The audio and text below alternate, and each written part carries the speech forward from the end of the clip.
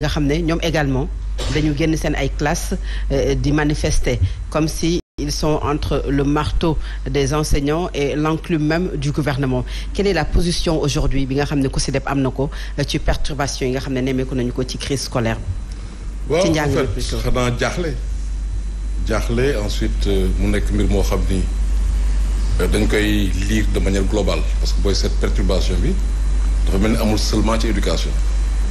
yaa ngi dégg waa santé dégg waa transport dégg yeneen secteur donc dafa mel ni dafa am benn tension politico-sociale bu am suñu réew. et donc ba deful tànk li ñuy wax effet d'entraînement bu ne mën nañoo laalante ba lu bëri tàkkandoo moo waral ñun ñëpp ñu war a tiit pour seet nan lañ ko mën a dalal. boo ko jëlee aussi nga gis ni ci éducation bi jàngalekat yi defee seen i plan d'action élèves yi génn nañ di manifester sa fit day gën a dem élèves mooy ndaw yi. ndaw yi ki am. moyen secondaire xëy na 11 ans 12 ans 13 ans moo ngi ci.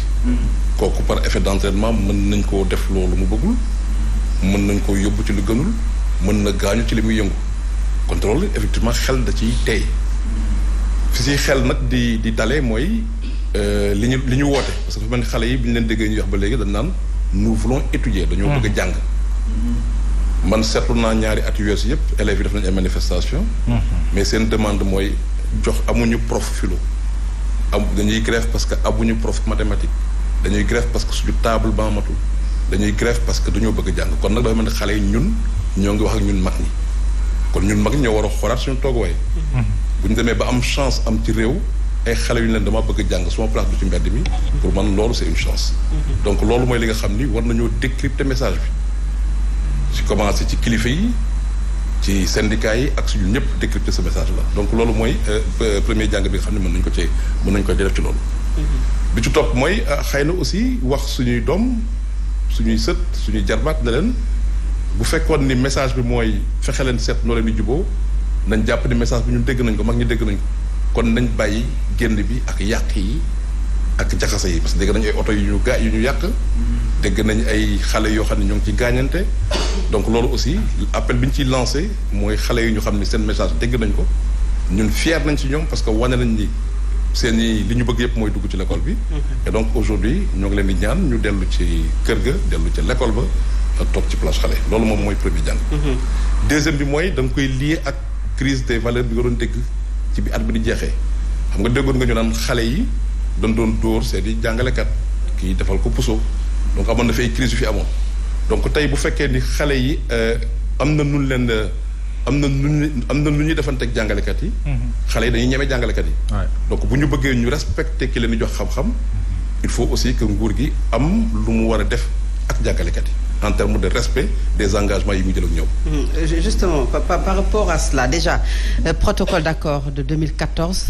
ñu ñëwaat ci beneen protocole d'accord 2018 est-ce que responsabilité gouvernement bi engagé wul bu fekkee ne ñoom ñoo bayal ba peut-être enseignants yi di menacer ci ay perturbations yoo xam ne moom mooy yàqal ndaw yi seen jàng. ok c'est-à-dire que ñun ñi nga xam ne ay témoins lañ toog fekk woon table de négociation bu ñuy wax suñu akulaay taala dañu jàpp ni kii njëkk a nekk responsable évidemment dans ces situations mooy gouvernement. lu tax parce que moom moo am droit signer moom mooy signer kii day demander ne man bëgg naa lii tu n'es pas obligé nga def lépp lu mu bëgg mais yaay dem te am nga say technicien am nga say expert xam nga li nga am parce que mën nga planifier xam nga li ngay waaj a am et sur cette base là nga jël ay engagement signé ko kon nag bu fekkee engagement yooyu respecté wuñ ko évidemment que yow yaay nekk premier responsable et te foofu la particularité de 2018 moo doon engagement bu ne dafa amoon échéance waxuñu seulement dañuy def mais dañ naan lii bu ñu ko defee waxtu wi lañ ko defee donc chaque fois que waxtu bi dépassé na évidemment ki ñu jàpp ne mooy responsable bi mooy ki nga xam ne moo ko signé woon mais day am maag yow sax mën nañoo sekk loo xam ne damay jël engagement yoreel la 100 000 war loo ko fay du ma ko mën ci waxtu wa mais boobaa il faut ñu communiquer moo waraloon arrêt monitoring bi amoon si ñaari at yi xëy na bokk na ci li gën a taral jafe-jafe yi am donc loolu mooy li waral ñu jàpp ni gouvernement am na ci responsabilité beneen bi mooy tey kan mooy grève kii grève agent wu gouvernement la donc tey fii seen kër gi bu fekkoon ni yéen da ngeen di grève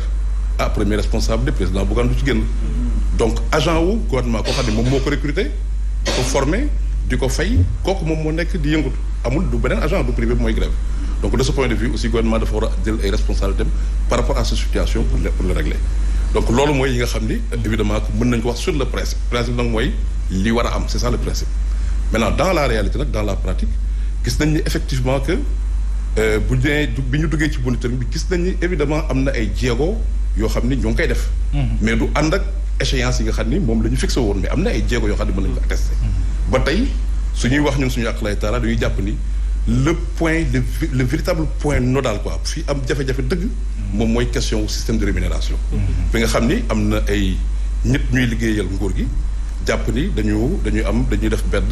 dañuy beddante seen i biir xam nga comme ni ñu ko waxee nguur gi ay agent bëri nañ am na policier dafa am solo force de l'ordre bi kooku bu fi nekkul doo am sax dal bi nga mën a jàng école santé bi am na solo boo wérul doo mën a am aussi dal bi nga mën a dugg ci l'école et cetera enseignant bi am na solo parce que moom mooy tabax kooku nga xam ni moom mooy capital humain mais est-ce que donc ñoom ñëpp am nañ solo mais waruloo leen hiérarchiser c'est-à-dire que doone kii moo ëpp solo kii dañuy complémentaire et par conséquent bu fekkee dans le traitement dafa am ñenn ñoo xam ne dañu gis ni dañ leen beddi au détriment des autres évidemment que day indi frustration bu indee frustration indi démotivation bu amee démotivation li nga bëgg day manqué. alors est-ce que cette pression parce que li tax ñu ne pression c'est peut-être perturbation yi mi ngi commencé bi ñuy wàcc élection locale. dem ba pendant 2 mois boo xam ne élèves yi jànguñu ci classe yi cette menace cette pression bi ñu teg ci gouvernement bi ci waxtu wi ndax déjà yoon la. deuxièmement le directeur de la communication du ministère de l'éducation nationale mi ngi wax ne système de rémunération boobu ñuy wax jëm ci 100 000 200 000 francs. ñoom noppiwuñu pour joxe ko est-ce que am nga xalaat ne crise bi luy gaaw a jeex la peut-être dinañu am solution ak est-ce que l'État a la volonté peut-être pour apporter une solution ci li nga xamante ne bañ na ko déjà bu ñu sukkandikoo ci directeur de communication ministère de l'éducation. xam nga man dégguma information boobu que dañuy def 100 000 200 000. mais par contre li nga xam ne man fekke woon naa ko mooy président de la République si boppam ak gouvernement bi ñoom ñëpp d'accord di suñu système bi ñuy traité agents yi dafa déréglé.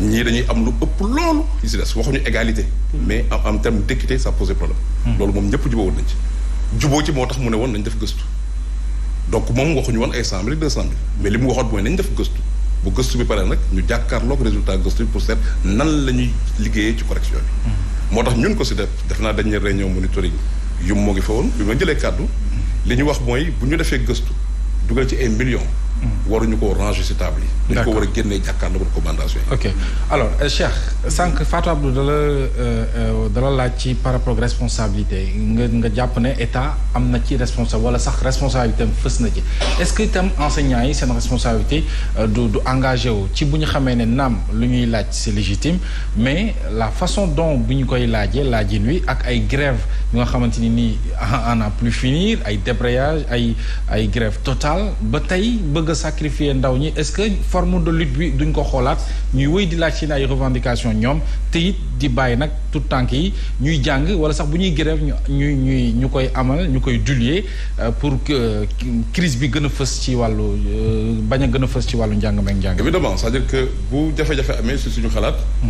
ku nekk am nga ci une part de responsabilité. maintenant nag part bi nan la toll.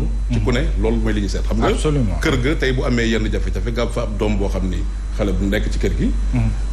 mënoo ko contrôler mënoo ko maîtriser même buy def ay bêtises. yow mi nga xam ne yaay borom kër gi yaay premier responsable. moo doon jàpp ni gouvernement bi nga xam ni moo recruté ji di leen fay ñu nekk ay agent am. même ñii bu nekkee defuñu lu dul yoon sax moom mooy nekk responsable. parce que yow bu nekkee ni buggaan nee na war nga liggéey si telle heure. ngay tardé. wala di def lu dul yoon it moom il devient responsable parce que ku war a corriger. Absolument. donc sous cet angle là. premier responsable évidemment chaque fois qu'il y a ces perturbations. sur le principe. mooy ki nga xam ne moo jiite ñëpp. parce que moom moo war a fexe ba droit à l'éducation wu xale yëpp ñu mën ko garantir. moom moo war a fexe bay agent am mu jéem a jubóog ñoom. donc loolu mooy premier oui évidemment que yeneen acteurs yi am nañu ci responsabilité. yeneen enseignants yi am nañu ci responsabilité. sànq je crois day dime moo koy wax. dispersion bi qu'on le veuille ou pas. dafay bokk ci li nga xam ni dafay yàggal grève. et bu yàggalee grève mooy xale yi temps yi ñuy perte dafay bëri. dëkk boo gis te nga dem dans les pays anglophones nga jël Nigéria par exemple. ça fait 10 fois le Sénégal. Ils ont 10 fois moins de syndicats que nous. Tout à fait. ñoom bu ñu jógoon ne dañuy def grève benn fan. ñaareelu fan bi gouvernement bi. est-ce que état mënul woon profité ci accalmie une année d'accalmie. dinaa si ñëw. voilà une année d'accalmie bu nga xamante ni tey sax sóoru ba muy tontu Innocent Tam Ndiaye rappelé na ko que ñoom ñëpp mënoon nañ ci mën a profité ne kat njàng mi fu mu nekk nii amatul grève année bi dal na ñu profité lijjante jafe-jafe yi entre ñaari camps yi. su ko defee bu ñu bañ a yegg si fii en fait. ni nga waxee di enseignants yi am nañ ci responsabilité. à votre avis ci division boobu.